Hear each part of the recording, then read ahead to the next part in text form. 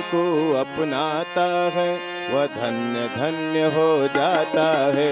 जो इनको अपनाता है वह धन्य धन्य हो जाता है। समय दान और अंशदान मानव को श्रेष्ठ बनाता है। समय दान और अंशदान मानव को श्रेष्ठ बनाता है।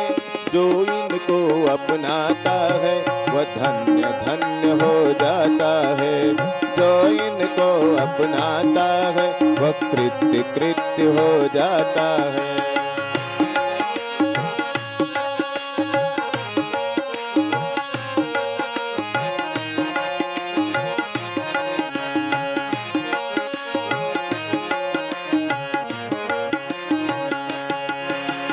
रीछ वानरों ग्वाल बाल ने समय का दान किया था। रीछ वानरों ग्वाल बाल ने और सुदामा ने तंदुल दे कृष्ण को जीत लिया था। और सुदामा ने तंदुल दे समय दान और अंशदान सोए का भाग्य जगाता है। समय दान और अंशदान सोए का भाग्य जगाता है। जो इसको अपनाता है वह धन्य धन्य हो जाता है। जो इसको अपनाता है वह कृत्य कृत्य हो जाता है।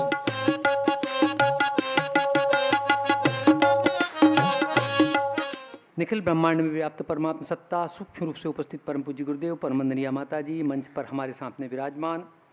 इस आश्रम को अपने सब कुछ जीवन का लगाकर इसको निखारने संवारने वाले, दूर दूर तक लोगों को प्रेरणा देने वाले ऐसे महान हम सब के परम पूज्य गुरुदेव को सपनों को सही रूप में चरितार्थ करने वाले, जीवन को तपाने वाले ऐसे तपस्वी हमारे सबके, हम सबको बड़ा सौभाग्य है कि हमें उनका अपना कहलाने का हमें गौरव प्राप्त होता है।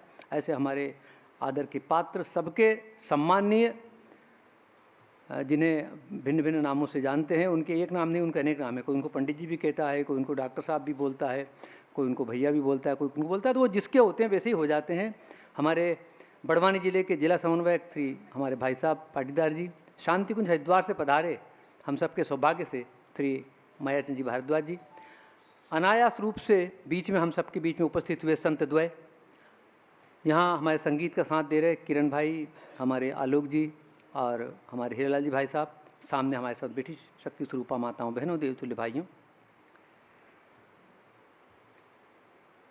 हम कहानी किस्से के दो उद्देश्य होते हैं। एक कहानी का उद्देश्य होता है कि उससे मनोरंजन हो जाता है, अच्छा लगता है। उस कहानी को जब कोई चरितार्थ कर देता है तो नाटक बन जाता है, फिल्में बन जाती है, देखकर आदमी मनोरंजन करता है। तो कहानी लिखने वाले का उद्देश्य मनोरंजन करना नहीं था, लोगों ने उसको मान लिया। भोजन का उद्देश्य भूख मिटाना था, और केवल भूख मिटाना नहीं था, भोजन का उद्देश्य भूख मिटाने के साथ में शरीर को पुष्ट करना भी था। गलती से ये मान लिया गया कि भोजन का उद्देश्य तो शरीर की भूख मिटाना है। भूख मिटाने के लिए आदमी कुछ भी खा लेता है, लेकिन शरीर को पुष्ट करने के लिए कुछ भी नहीं खाता।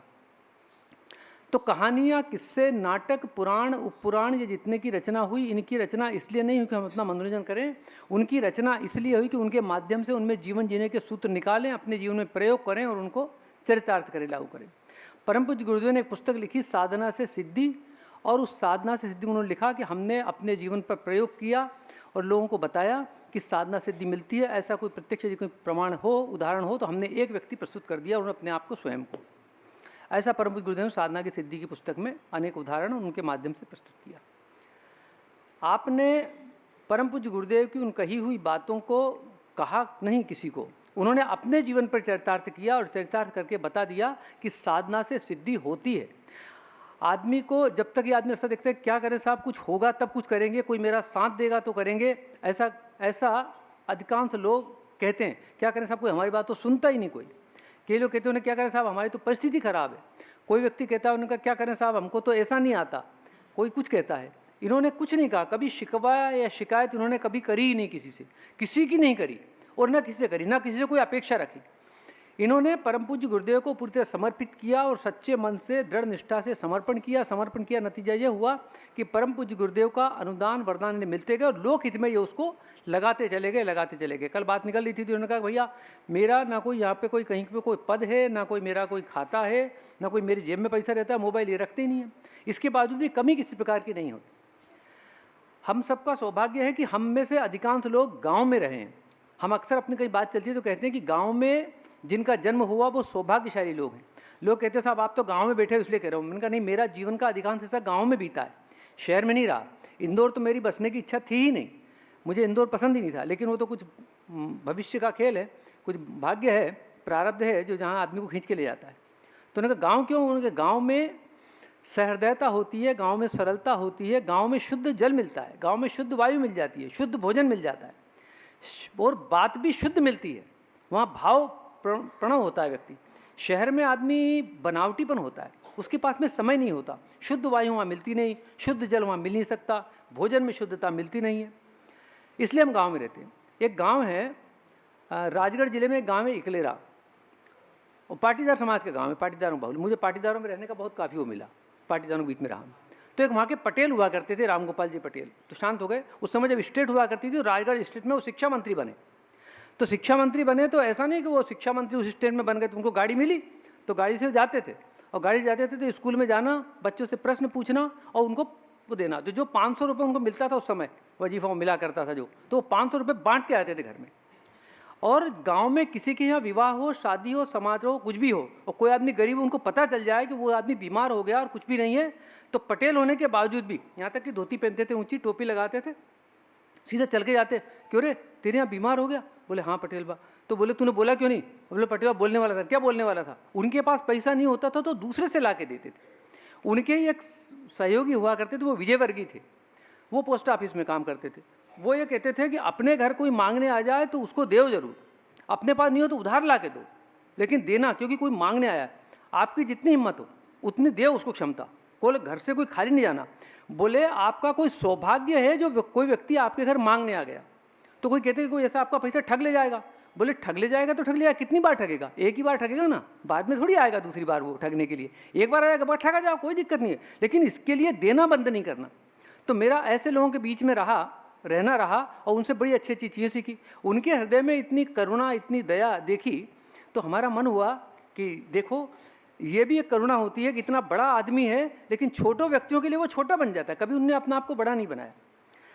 निवेदन आपसे केवल इस बात का इसलिए कर रहे थे कि हमें परम पूज्य गुरुदेव ने संवेदना, आत्मीयता, उसी भावना के आधार पर यह गायत्री परिवार विश्व विराट रूप में खड़ा हुआ है। परम पूज्य गुरुदेव के कई प्रकार के किस्से कहानियां अपन सब लोग कहते हैं। पुनः निवेदन करना चाहेंगे, अभी आपने बहुत देर तक बातें कही, उसमें कोई प्रवचन नहीं था, कोई उपदेश नहीं था, उसमें कोई लच्छेदार बातें नहीं थी, सीधी सरल सहज भाषा में सरल बात थी। और सरल बात थी कि जो इन्होंने अपने जीवन में प्रयोग किए वो जीवन में प्रयोग हम केवल सुनकर जाकर ताली बजाने वाले ना हो जाएं, बाहर जाकर इनके किस्से सुनाना चाहिए। ऐसा इसका मतलब ये नहीं कि कहना नहीं है, नहीं कहना चाहिए, लेकिन उनमें से एक बात को हमें अपनाना चाहिए। तो क्या अपनाएं अपन क्या कर सकते हैं? देखिए हम ये कर सकते हैं कि भगवान ने जिनको साधन संपदा दी है उस साधन संपदा में से आप एक काम करें। क्या करें? अपने लिए सुविधाओं का त्याग करें, उनका नहीं करना। तो क्या करें, कैसे स्वाद उसको करेंगे, त्याग कैसे करेंगे? तो एक नियम बनाइए जीवन में। क्या नियम बनाना है? कि कपड़े हमारे पास इतने जोड़ी रहेंगे। प्रण करिए, इन्होंने आप बताया ना, एक जोड़ धोती कुर्ता हुआ करता था इनके पास, एक ही जोड़ रखते थे और उसमें काम चल जाता था। तो काम तो हम सबका भी चल सकता है। तो हमें निवेदन यह है कि जो संपन्न लोग हैं वो अपने एक सीमा बना लें कि मैं 10 जोड़ कपड़े रखूंगा बस। तो भाई 11वां मत होने देना। जब 11वां आपके पास हो तो पहले में किसी में को एक दे दो, उसके बाद में 11वां खरीदो। जूते चप्पल मेरे पास हैं तो इतने जोड़ रखूंगा, आप प्रण कर लो, 20 का कर लो ना कि 20 रखूंगा, 21वां मत होने दो, फिर वो किसी को दे दो। अच्छा फिर विचार तो करो, कई लोग बेचारे नंगे पैर चलते हैं, उनके पास होते नहीं, और हम लोग 10-10 जोड़ घर में फालतू पड़े हुए, कोई काम नहीं आ रहे, वो हमारे वैसे ही पड़े हुए। हमारे इसी प्रकार से सुविधाएं घर में, देखो जैसे जैसे विज्ञान प्रगति करेगा वैसे वैसे उसने सुविधाएं बढ़ा दी हम लोगों के लिए, लेकिन जितनी सुविधाएं बढ़ेगी उतने जंजाल बढ़ेंगे। सुविधाओं का जितना त्याग करेंगे उतना ज़्यादा परमात्मा की ओर हम बढ़ेंगे। और जितनी सुविधाओं को, अब ये देखिए साधु संत हमारे सामने दोनों बैठे हैं, ये सुविधाहीन है, कोई सुविधा इनके पास नहीं होती, और उसके बाद क्यों, यदि ये सुविधा संपन्न हो जाएंगे तो सुविधा संपन्न हो जाएंगे तो परमात्मा की तरफ, परमात्मा से विमुख हो जाएंगे। तो परमात्मा की तरफ बढ़ना है, परमात्मा के सम्मुख होना है तो सुविधाओं को पीछे मोड़ो, सुविधाओं को पीछे करो। और यदि परमात्मा से विमुख होना है तो सुविधाओं को जोड़ते जाइए, सुविधाओं को जोड़ते जाइए। सुविधाओं का कोई अंत नहीं है उसका। आपके पास में अभी केवल पंखा है और गर्मी लगने लगी, जब आप देखो कहीं कूलर देखोगे तो मन होगा कि कूलर होना चाहिए। जब कूलर आ जाएगा, किसी का एसी देखेंगे तो मन हो चाहिए कि एसी होना चाहिए। तो ये सुविधाओं का कोई अंत नहीं है। तो निवेदन हमारा केवल ये है कि आप लोग यहाँ के लिए देते हैं, बहुत अच्छी बात है, और भी जगह आप देते हैं, बहुत बढ़िया बात है। लेकिन एक निवेदन इसके साथ में एक और करिएगा कि एक अपनी सुविधाओं में से कोई एक व्रत लीजिएगा। कि गर्मी, परम पूज्य गुरुदेव का उदाहरण अपन सब सुनाते हैं कि परम पूज्य गुरुदेव जब रहते थे तो उनके कमरे में पंखा था। वो अपने लिए पंखा नहीं चलाते थे, कोई आता था तो स्वयं खड़े होते थे और स्विच चालू करते थे, और जैसे ही वो चला जाता था बंद कर देते थे। त्याग से परमात्मा अनुदान बरसाते, त्याग में अनुदान देते। तो हमारे पास में सुविधाएं हैं और उसके बाद हम उपभोग न करें उनका, तो उसकी वो है। आपने वो महाभारत का वो किस्सा सबने सुना होगा, जब वो यज्ञ समाप्त हो गया, महाभारत युद्ध, उस समय राजा युधिष्ठिर वगैरह बैठे हुए थे और राजसूय यज्ञ किया था। राजसूय यज्ञ समाप्त होने के बाद में एक नेवला आता है, वो आधा सोने का था और आधा साधारण था। तो वो वहाँ लोट पलोट होता है, तो वहाँ प्रश्न करते हैं कि भाई तू ऐसा क्यों कर रहा है। तो उन्होंने कहा मैं एक यज्ञ में गया था तो मेरा आधा भाग सोने का हो गया था। तो कौन से यज्ञ में गए थे? तो मैं यहाँ इसलिए आया कि ये इतना बड़ा यज्ञ हो रहा है तो यहाँ तो मेरा पूरा सोने का हो जाऊँगा मैं, लेकिन यहाँ तो कुछ हुआ ही नहीं। युधिष्ठिर को बड़ा घमंड था कि मैंने इतना बड़ा राजसूय यज्ञ किया है, तो मेरे तो बहुत दूर दूर तक ख्याति हुई। तो बोले कौन सा यज्ञ किया था? तो उस बताता है वो कि एक ब्राह्मण और ब्राह्मणी और उनका एक बच्चा था, वो 8 दिन के भूखे थे और वो कहीं से उनको भोजन प्राप्त हुआ था और भोजन करने बैठे थे। हमारे यहाँ ये नियम है कि जब भोजन करने बैठे तब भगवान को भोग लगाते। तो भगवान को भोग लगाने का आशा ये नहीं इतना मात्र कि कोई हमने जल लिया और आसपास छोड़ दिया, ये तो क्रिया है। उसके पीछे उस समय लोग बोला करते थे कि यदि कोई व्यक्ति भूखा हो तो वो आ जाए। कभी पता नहीं कहाँ से कभी कभी समाज में गलत प्रचलन शुरू हो जाते हैं। एक जगह हम कहीं गए तो उन्होंने कहा कि अच्छा आए अच्छे वक्त पे, बुरा आए खाते समय पे, ऐसा कहीं बोल देते हैं। ऐसा समाज में नहीं चल गया। हमने कहा ऐसा नहीं बोलते हैं, आपका सौभाग्य कि आप भोजन कर रहे हो, उस समय कोई आ जाए तो। अतिथि देवो भव हमारे यहाँ कहा है, तो जो आ जाए। तो ऐसे आजकल कुछ लोग लिखवाने लगे दया दुख का कारण है। अरे हमारे देश में कहा है दया धर्म का मूल है, पाप मूल अभिमान, तुलसी दया न छाड़िए जब लग घट में प्राण। और उस देश में लोग ऐसा लिखने लगे ट्रकों पर पीछे, कई लोगों ने अपने कार्यालय में लिखवा दिया दया दुख का कारण है। बोले क्यों, ऐसा क्यों लिखा? बोले साहब लोगों पे दया करते हैं ना, दुख आता है। अरे आपको कौन सा कष्ट हो गया? ज़्यादा से ज़्यादा होगा किसी को आपने पैसा दिया होगा, उसने नहीं दिया होगा, तो उसमें आप पे दुख थोड़ी आया, इसको दुख कहते हैं क्या? लेकिन समाज में कभी कभी गलत प्रचलन चल जाते हैं, तो गलत प्रचलन नहीं, तो अपने को उसमें गलत प्रचलन नहीं जाना। तो भोजन करते समय लोग ये कहते थे, आचमन उसको लेने का, कि यदि कोई व्यक्ति भूखा है तो वो आए ग्रहण करे भोजन। तो वो ब्राह्मण देवता ने भी अपनी अंजलि में जल लिया, भगवान को भोग लगाया और कहा कि यदि कोई भाई हमसे ज़्यादा भूखा हुआ व्यक्ति आए। अचानक एक चांडाल आ गया, बोला मैंने 15 दिन से मुझे कोई भोजन नहीं मिला। तो उन्हें कहा ले आओ। तो पहले ब्राह्मण देवता ने अपना भोजन दे दिया। उन्हें कहा कि भूख मिट गई। बोले नहीं अभी तो मैं भूखा हूँ। पत्नी ने अपना भोजन दे दिया और बच्चे ने भी अपना भोजन दे दिया। अब उसने कहा मैं तृप्त हो गया हूँ। तो वो जो पानी बचा था वो पानी उन्होंने पिया और वो जो पानी का झूठा गिर गया, नेवले ने कहा मैंने वहाँ पे लोट लगाई, उससे मैं आधा सोने का हो गया था। अब मैं देख रहा हूँ कि कोई इससे बड़ा यज्ञ कहीं होगा तो मैं आधा और हो जाऊँगा। तब युधिष्ठिर का वो हुआ। बहनों और भाइयों निवेदन ये कर रहे थे, परम पिता परमात्मा या ये जो 84 लाख की हमारी जो यात्रा है, ये यात्रा उस आत्मा से परमात्मा को बनने की दिशा में हुई है। इसमें हमें सौभाग्य मिला है और हम सब इसलिए ज़्यादा सौभाग्यशाली हैं कि हम ऐसे हमारे परम पूज्य गुरुदेव के ऐसे शिष्य जिन्होंने गुरुदेव की किस्सा कहानी नहीं सुना है। ये गुरुदेव किस्सा कहानी एक नहीं सुनाते तो वो अपने ऊपर कोई वो होती है सुनाते। इनके पास कोई लच्छेदार बातें भी नहीं है, लेकिन इनके जो कार्य हैं इन्होंने अपने जीवन में प्रयोग किए और करके दिखा दिया कि देखो किया जा सकता है।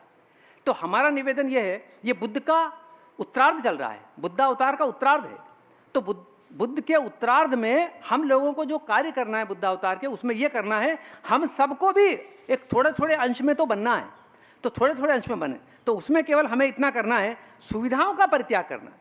अपने लिए सुविधाएं कम से कम करें। हमारे लिए वो जो कहते हैं हम जो 9 दिन के लिए नहीं है, वो कौन सा जो 9 दिन का अपन व्रत करते हैं, अनुष्ठान करते हैं ना, कि धरती पे सोना है, अपना काम स्वयं करना है और ये नहीं करना है, वो नहीं करना है, चमड़े का वस्त्र नहीं धारण करना है। तो ये केवल 9 दिन के लिए नहीं है कि 9 दिन कर लिया साहब अनुष्ठान है हमारा। नहीं, हमारा तो प्रत्येक दिन अनुष्ठान हो और प्रत्येक दिन करें। जो 12 हमारे प्रकार के तप बताए हैं और परम पूज्य गुरुदेव उसमें लिखा है कि 1 महीने 1 तप करें, तो उनमें से अपन वो करें तो उनको हम अपने जीवन में चरितार्थ करते चले जाएं, तो फिर हमें कहने की आवश्यकता कम पड़ेगी, लोग उसको देखकर सीख जाएंगे अपने आप। ऐसा अपन करें।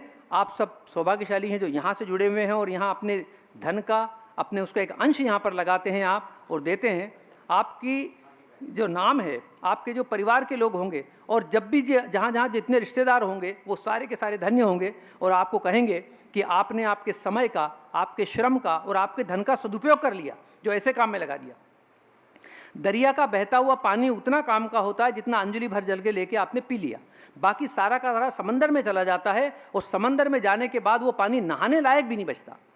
तो ऐसे ही धन जो हम कमाते हैं वो धन उतना सार्थक है जितना वो किसी लोक कल्याण में निमित्त हो जाए। बाकी तो सारा का सारा यदि हमने अपने ऊपर उपभोग किया, यदि ऊपर उपभोग किया तो वो पसीना बन जाता है, वो भी मल बनता है एक प्रकार का, और अंदर जो खा लिया वो भी मल ही बनता है, इसके अलावा दूसरा नहीं बनता। सारी की सारी जो जितनी सुविधाएं जुटाते हैं वो सारी सारी मिट्टी बन जाती है, लेकिन जो लोक कल्याण में निमित्त हो लग जाता है वो धन हमारा सार्थक हो जाता है। आप सबको बहुत बहुत प्रणाम करते हैं, आप सबके उज्जवल भविष्य की कामना करते हैं। सभी को प्रणाम करके अपनी बात समाप्त करते हैं। ओम शांति समाप्त। हमारे YouTube चैनल गायत्री धाम सेंधवा को सब्सक्राइब करें और बेल आइकन जरूर दबाएं। गायत्री धाम की समस्त गतिविधियों के बारे में आपको अपडेट मिलती रहे।